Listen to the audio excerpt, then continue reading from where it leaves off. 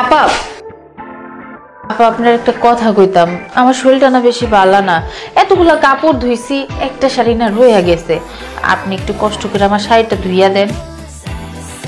আমারও শরীরটা ভালো না, আমার তো ডেলিভারির সময় হয়ে আইছে, কয়েকদিন পরে আমার ডেট পড়ে যাইব। আচ্ছা ঠিক আছে বুঝছি, আপনি ধুইয়া দিবেন না, আমারটা তাইলে আমিই ধুইতেছি। না ঠিক আছে, ধুয়ে দিতেছি। কই রাখছো কাপড়? ও শাড়িটা আমার বিছানার উপরে, আপনি যান। আচ্ছা, আজকে শরীরটা এত খারাপ লাগতেছে।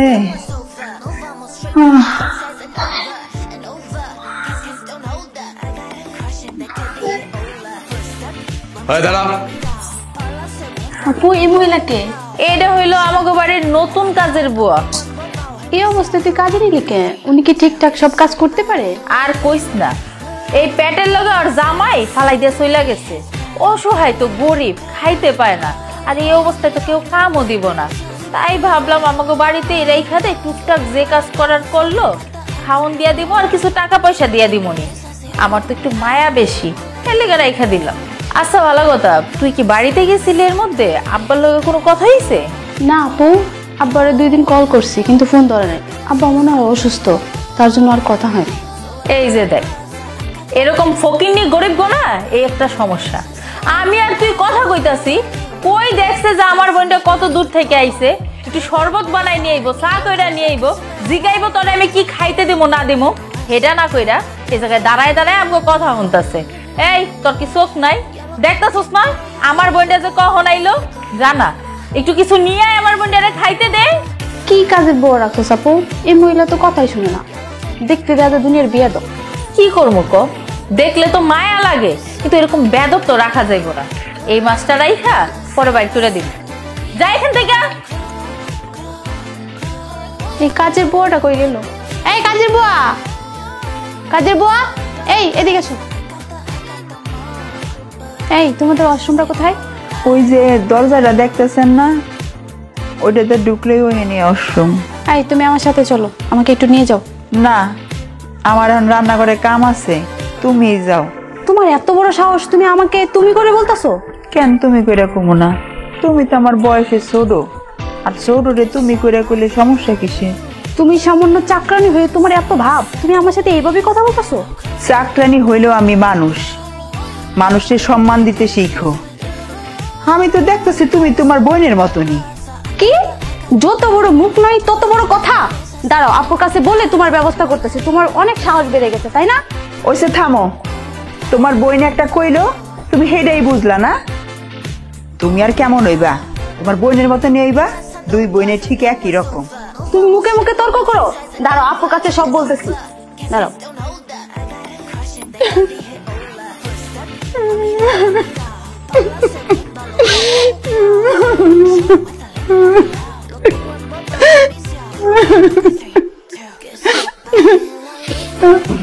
মারে কেন কাঁদতাছস?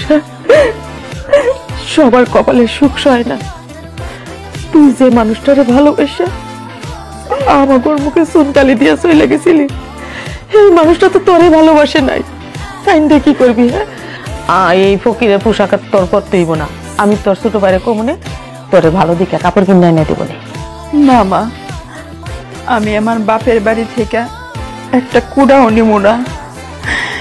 যেই মাইয়া আমি আমার বংশের সম্মানের দিকে না তাকায়া একটা সিটার বাটপার লম্পটের প্রেমে বইরা তোমাকে মুখে চুনকালি দিয়া, তোমাকে স্বপ্নের পাড়া দিয়া হ্যাঁ রাত ধরে পলাই গেছি, যে আমার ব্যবহার কইরা আজকে আমার পোয়াতি বানাইয়া রাস্তায় পালাই দিছে।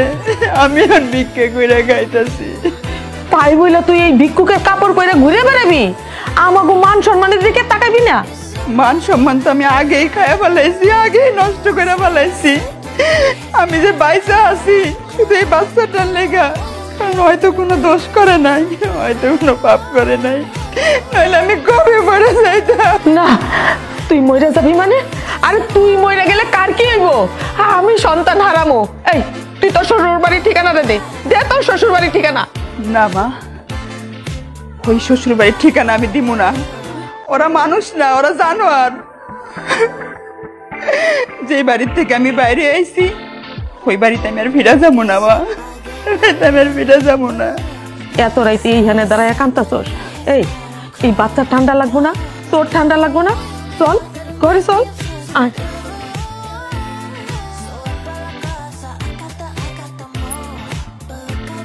আপা আপা আপনার একটা কথা কইতাম, আমার শরীরটা না বেশি ভালো না, এতগুলা কাপড় ধুইছি একটা শাড়ি না রয়ে গেছে, আপনি একটু কষ্ট করে আমার শাড়িটা ধুইয়া দেন।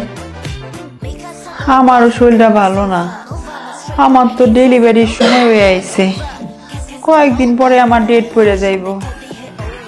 আচ্ছা ঠিক আছে বুঝছি, আপনি ধুইয়া দিবেন না, আমারটা তাইলে আমিই ধুইতেছি। না ঠিক আছে, ধুয়ে দিতেছি। কই রাখছো কাপড়? ও শাড়িটা আমার বিছানার উপরে, আপনি যান। আচ্ছা।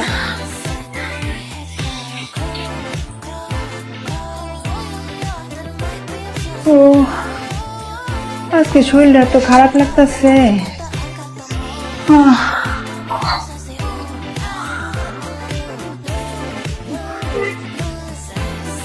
দাঁড়া, আমার বোর কাপড় তোর হাতে কে?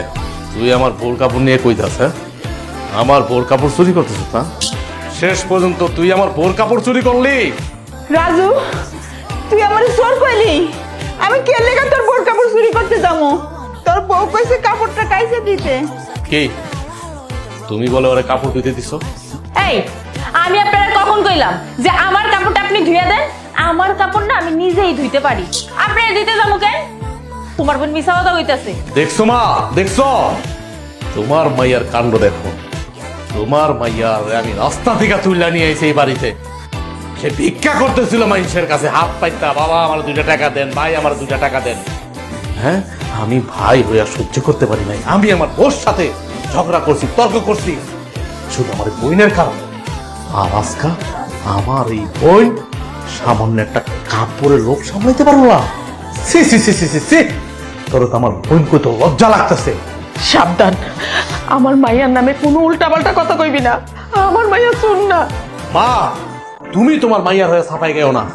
দাঁড়ো দাঁড়ো দাঁড়ো, আমার তো মনে হইতেছে এই কাপড়ের মধ্যে আরো অনেক কিছু আছে। এই কাপড় দে, এই কাপড়ের মধ্যে কি নিছ তুই?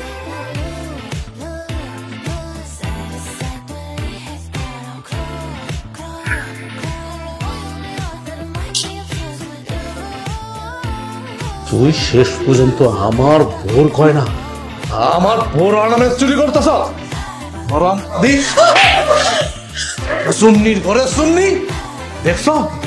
এইবার দেখো তোমার মাইয়ার আসল রূপ। আসলে কয় না একটা কথা আছে না, যে কয়লা ধুইলে কোনোদিন ময়লা যায় না। ফকিন্নির স্বভাবর কোনোদিন ফকিন্নির থেকে ভালো হইতে পারবো না। শেষ পর্যন্ত তুই আমার ভোর গয়না চুরি করলি?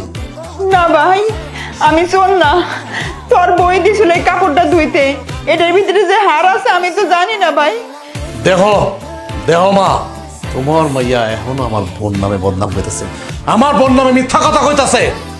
নিজে চুরি কইরা ধরা খাইছে তো এখন আমার বোন নামে উল্টা পাল্টা কথা বলতেছে। তোর কোনো উল্টা পাল্টা কথা আর কাজ হইব না, কোনো কাজ হইব না। বাবারে তুই মাথা ঠান্ডা কর, তোর কোথাও ভুল হইতাছে, এরকম করে কইস না, ও বড়ই দুঃখী রে বাবা। না, আমার মাথা কোনো ঠান্ডা করুম না, চোর শেষরের জায়গায় বাড়িতে নাই, বাইরে আমার বাড়ি থেকে। তুমি কোনো কথা কইবা না মা, তুমি যদি কথা কও আমি তোমার সব বাইর করে দিবে বাড়ি থেকে। বাইরে